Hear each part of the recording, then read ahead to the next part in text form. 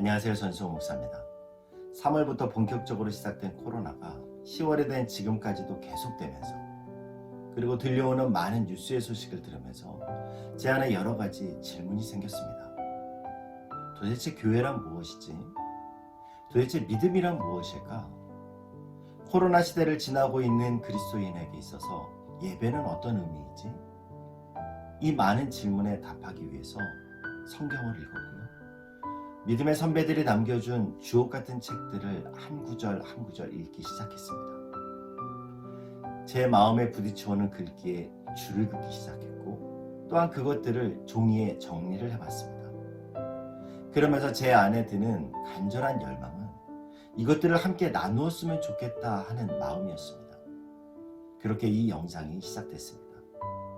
믿음의 선배들의 깊은 기도와 묵상, 하나님의 계시의 깨달음에서 오는 그런 보석과 같은 내용들을 우리가 함께 나눌 때 다시금 잃었던 길을 찾고, 또한 감추어졌던 빛을 발견하는 시간이 되었으면 좋겠습니다. 오늘 우리가 함께 나누려고 하는 책은요, 필립 얀시가 쓴 교회, 나의 고민, 나의 사랑이라는 책입니다. 이 필립 얀시는 시대와 성경을 바라보는 뛰어난 통찰력으로 복음주의 최고의 작가라는 그런 평을 듣는 사람입니다. 교회, 나의 고민, 나의 사랑이라는 이 책을 읽으면서 줄친 부분을 함께 나눌 때 하나님이 여러분에게 주시는 질문과 여러분의 질문에 대해서 하나님이 어떻게 대답하시는지를 듣는 귀한 시간이 됐으면 좋겠습니다. 1장, 나의 교회 방랑기. 교회에서 우리는 은혜를 말하면서 한편으로는 율법으로 살았고, 사랑을 말하면서 미움을 흘렸다. 내 순례 여정을 되돌아보면 나와 교회 사이를 가로막은 장벽은 위선이었다. 무신론 철학자 프리드리 니체에게 왜 그렇게 그리스도인들을 부정적으로 보게 되었느냐고 누가 물었더니 이렇게 대답했다고 한다. 그들이 조금만 더 구원받은 사람들처럼 보인다면 나도 그들의 구원을 믿겠소. 완전한 배우자, 완전한 부모나 자녀를 둔 사람이 어디 있는가? 불완전하다고 해서 우리는 가정이라는 제도를 버리지 않는다. 그런데 교회라고 왜 버린단 말인가? 기독교는 결코 지적이고 내적이기만 한 신앙이 아니다. 기독교는 삶이 수반되는 종교이며 그 삶은 오직 공동체 안에서만 가능하다. 내가 교회를 포기하지 못하는 것도 아마 그 때문일 것이다. 바른 교회를 찾는 열쇠는 내 안에 있다. 내 시각이 관건이었다. 나는 교회를 대할 때 위를 올려다보고, 주위를 둘러보고, 밖을 내다보고, 안을 들여다보아야 함을 배웠다. 교회를 겨우 참고 견디던 내가 교회를 사랑할 수 있게 된 것도 바로 이 새로운 시각 덕분이다. 첫 번째, 위를 올려다보다. 전에 나는 비판적인 소비자 정신으로 교회를 대했고 예배를 공연으로 보았다. 내 마음에 드는 걸 내놓아라, 나를 즐겁게 해달라는 식이었다. 하지만 교회는 극장의 반대라야 한다. 교회에서는 하나님이 예배의 관객이시다. 그리고 우리가 주인공으로 여겨왔던 사역자는 사실 무대 뒤에서 대사를 알려주는 보조적 역할을 맡은 사람일 뿐이다. 그러므로 예배를 마치고 떠날 때 우리가 해야 할 질문은 내가 무엇을 얻었는가가 아니라 하나님이 기뻐하셨는가이다. 이제 나는 예배 시간에 위를 올려다 보려고 한다. 시선을 강단을 넘어 하나님께로 향하는 것이다. 교회가 존재하는 주된 이유는 즐거움을 제공하거나 약한 모습을 받아주거나 자존감을 세워주거나 우정을 북돋는 게 아니고 하나님을 예배하는 것이다. 그 일에 실패하면 교회는 실패하는 것이다. 사역자, 음악, 성례, 기타 예배의 구성물은 예배자들을 하나님과 만나게 해준다는 궁극적 목표를 떠받치는 보조장치일 뿐이다. 성경은 하나님을 기쁘시게 하는 삶을 분명히 강조하고 있으며 예배의 핵심도 결국 그것이다. 월터 윙크는 예배란 집주인이 누구인지를 기억하는 행위라고 했다. 우리는 교회에서 구경꾼처럼 강단을 쳐다볼 수도 있고 위로 하나님을 올려다볼 수도 있다. 두 번째, 주위를 둘러보다. 라사 스트리트라는 교회를 만난 후 나는 부유한 전문직 종사자들과 못 배운 노숙자들 모두에게 영향을 끼치는 복음의 능력이 너무나 놀라웠다.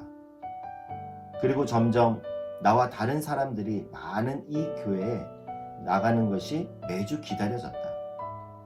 우리는 겉으로는 공통점이 별로 없었지만 예수 그리스도께 헌신했다는 것이 커다란 공통분모가 되었다.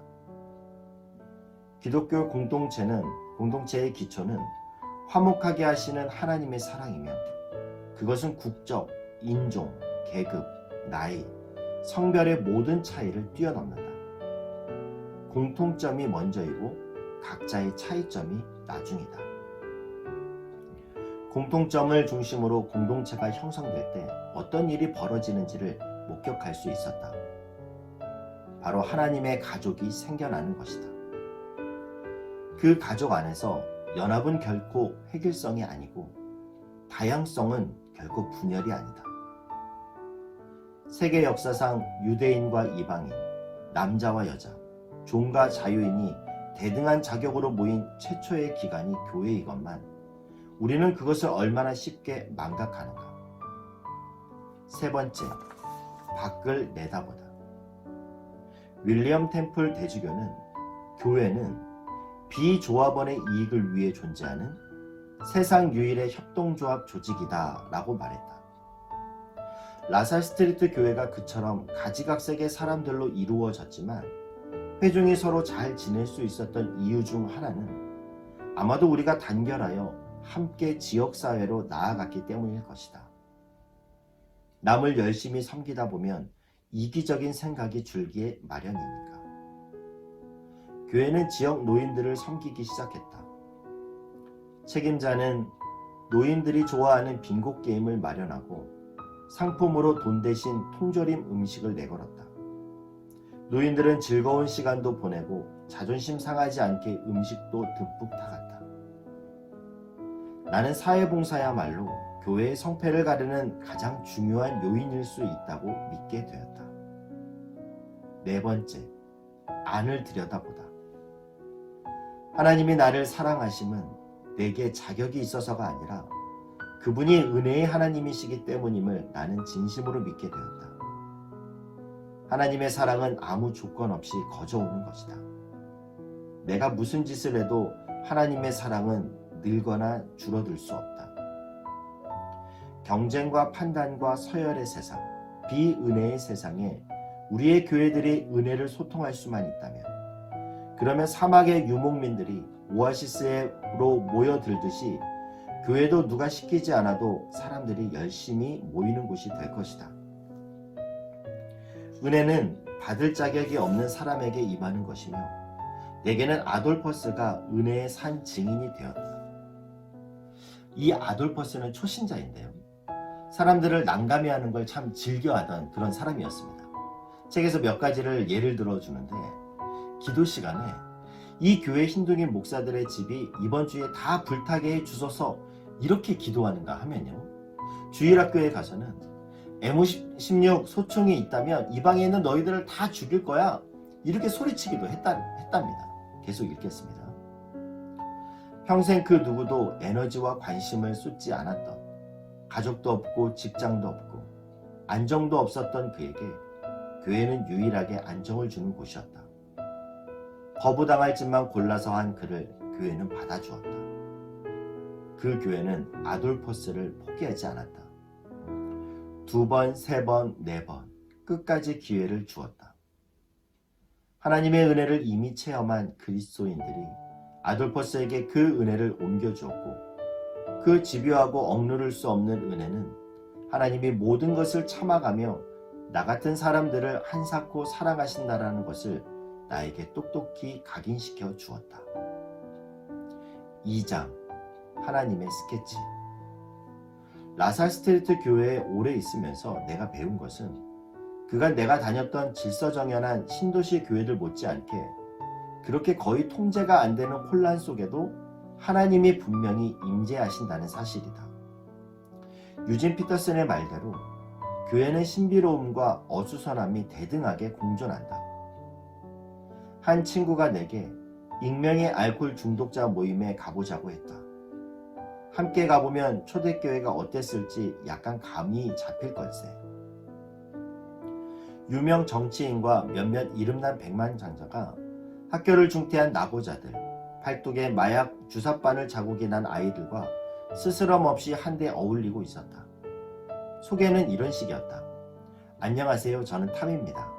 알코올 중독자의 마약 중독자입니다. 그러면 즉시 모두가 다정하게 안녕하세요 탐 하고 외쳤다.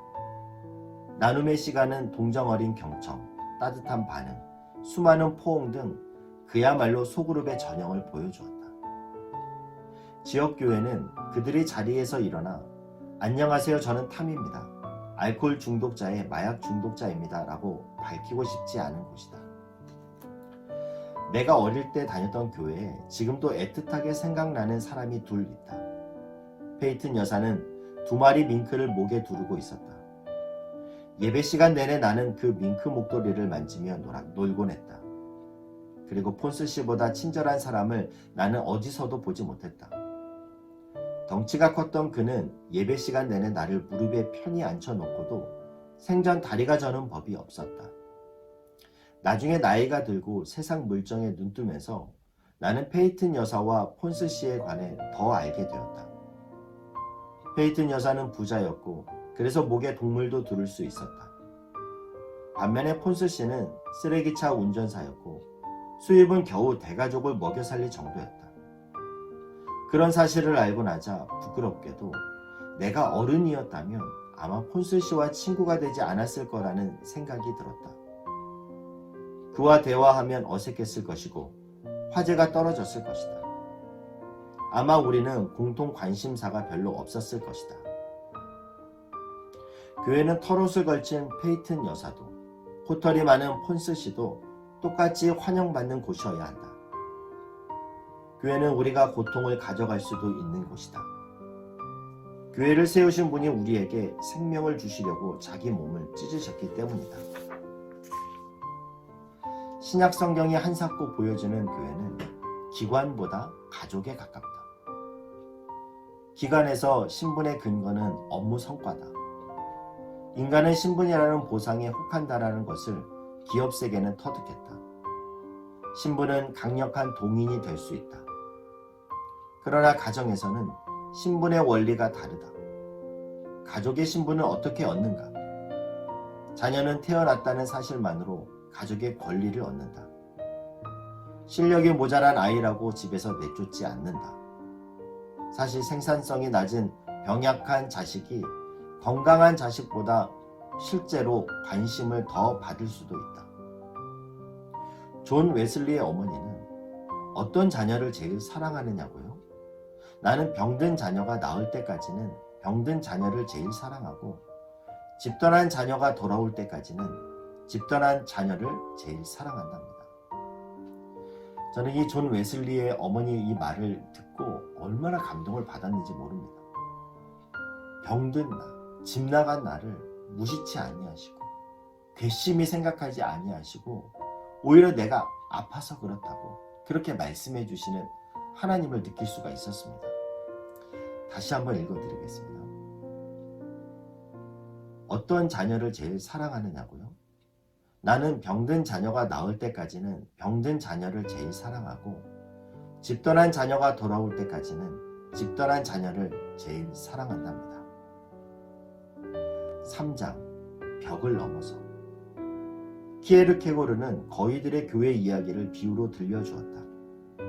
매주 집거위들은 뒤뚱뒤뚱 교회에 들어가 하늘을 나는 경이로운 경험에 관한 설교자의 열변을 듣는다. 우리는 땅이나 걸으며 이곳에 남아있을 필요가 없습니다. 공중으로 올라가 먼 곳으로 더 행복한 나라로 유유히 날아갈 수 있습니다. 우리는 날 수 있습니다. 매주 설교를 듣고 난 거위들은 아멘을 꾀꾀거리고는 줄지어 나가 뒤뚱뒤뚱 집에 가서 하던 일을 계속한다. 사실은 날개를 퍼덕이기만 하면 되는데 말이다. 나는 빈곤과 죽음과 구제불능의 문제들로 넘쳐나는 인도 캘커타에 가본 적이 있다. 거기서 마더 테레사 수녀회가 섬기는 대상은 아마 지구상에서 가장 가난하고 비참한 이들일 것이다. 그들은 캘커타의 거리에서 반죽음이 된 사람들을 거두고 있다. 세상은 이 자매들의 헌신과 사역의 결실에 경탄을 보내지만 그들에게는 그 이상으로 나를 감동시키는 무엇이 있다. 바로 평온합니다. 그런 힘들고 거대한 일을 내가 맡는다면 나는 허둥지둥 뛰어다니고 헌금자들에게 팩스로 보도자료를 보내고 자원을 더 요청하고 신경 안정제를 먹고 깊어가는 절망에 대처할 길을 모색할 것 같다. 하지만 그 수녀들은 달랐다. 그들의 평온함은 하루 일이 시작되기 전에 거슬러 올라간다. 수녀들은 동트기 한참 전인 새벽 4시에 일어난다. 그리고 깨끗한 흰색 수도복 차림으로 예배당에 줄지어 들어가 함께 기도하고 찬송을 부른다. 첫 손님을 만나기 전에 먼저 예배와 하나님의 사랑에 잠기는 것이다. 공동체의 집에 방문객이 찾아오면 자비의 선교사들은 그들에게 우선 예배당에서 기도부터 하게 한다. 테레사 수녀는 직접 각 방문객에게 이런 초대의 말로 인사를 건네곤 한다. 우선 이 집의 주인께 인사를 드립시다. 예수님이 여기 계십니다. 이 자매들은 사회복지기관의 업무 일지를 채우려고 일하는 게 아니라 하나님을 위하여 일하고 있다. 하루를 그분과 함께 시작해서 그분과 함께 마치며 중간의 모든 일은 하나님께 드리는 예물이다. 오직 하나님만이 그들의 가치를 정하시고 그들의 성공을 평가하신다. 한 번은 작곡가 이고르 스트라빈스키가 어려운 바이올린 악절이 있는 곳을 새로 썼다. 몇 주 동안 연습하던 바이올린 독주가가 스트라빈스키에게 와서 연주를 못하겠다고 했다. 최선을 다했지만 그 악절이 너무 어려워 연주가 불가능하다고 했다. 그러자 스트라빈스키는 이렇게 대답했다. 이해합니다. 내가 원하는 건 시도하는 사람의 연주 소리입니다. 어쩌면 하나님이 교회에 대해 품고 계신 뜻도 이와 비슷할지 모른다. 이 마지막 예화를 통해서 그는 완벽한 모습의 교회를 우리가 이 땅에서 찾을 수는 없지만 하나님이 우리에게 원하시는 것은 그 작곡가의 말처럼 내가 원하는 건 시도하는 사람의 연주 소리일지도 모르겠습니다. 하나님은 우리를 하나님의 몸된 교회에 여러 가지 지체로 부르셨습니다. 몸이 아플 때 그 몸을 버리거나 또한 떠나는 것이 아니라 결코 교회를 포기하지 말라라고 그는 호소하고 있는 겁니다. 오늘 우리가 함께 나눈 이 교회, 나의 고민, 나의 사랑 이 책을 통해서 여러분 마음에 하나님이 어떤 말씀으로 두들림을 주시길 바랍니다. 그리고 나에게 과연 교회란 무엇인가라는 이 질문에 답을 얻을 수 있었기를 바랍니다. 감사합니다.